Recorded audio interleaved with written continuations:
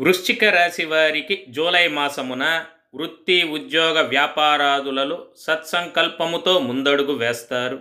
మీ జీవితానికి సంబంధించిన ఒక ముఖ్యమైన సమస్యకు పరిష్కారము లభించి మానసిక సంతోషంతో ఉంటారు. మీరు చేపట్టే ముఖ్యమైన పనులు చురుగ్గా సాగును. కృషికి తగ్గ ఫలితం చూస్తారు. ప్రజాదరణ పొందుతారు. గౌరవ సన్మానాలు లభిస్తాయి. కీర్తి ప్రతిష్టలు ఇనుమడిస్తాయి. నూతన పదవులు చేపట్టే అవకాశములు పుష్కలంగా ఉన్నవి. మీ అనుభవంతో ఇతరుల సమస్యలకు చక్కని పరిష్కారం చూపెడతారు.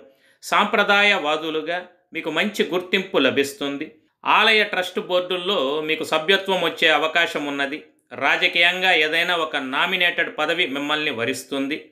లక్ష్య సాధనకు విరామం లేకుండా శ్రమించవలసి ఉంటుంది. తద్వారా అలసటకు లోనవుతారు. నిద్రలేమి తప్పకపోవచ్చు. అయినా కులాసాగా ఉంటారు. శుభ కార్యక్రమాలలో పాల్గొంటారు. భగవత్ చింతన అధికము. అయితే ఈ మాసం మీకు రవి బుధ శుక్ర గ్రహాల అనుకూలత లేదు.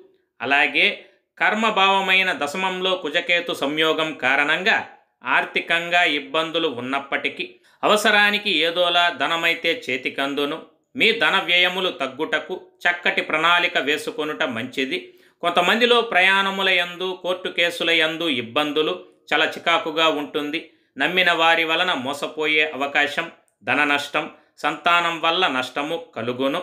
అపఖ్యాతి, అనుకోని దుస్సంఘటనలు జరుగును. తద్వారా శారీరక గాయాలు, మనోదుఃఖములు, ఆరోగ్యం బాగుండదు. అయితే పంచమ శని వలన కొంతవరకు శుభమును ఇచ్చుటచ్చే ఈతి బాధలు తట్టుకొనుటకు వీలగును. కనుక ప్రతిరోజు సూర్య నమస్కారాలు చేస్తూ బుధవారం నాడు గణపతి ఆలయంలో నెయ్యి దీపాన్ని వెలిగించి స్వామికి సంకల్పం చేసుకొన్న మీకు సర్వదా శ్రేయస్కరం, శుభప్రదం.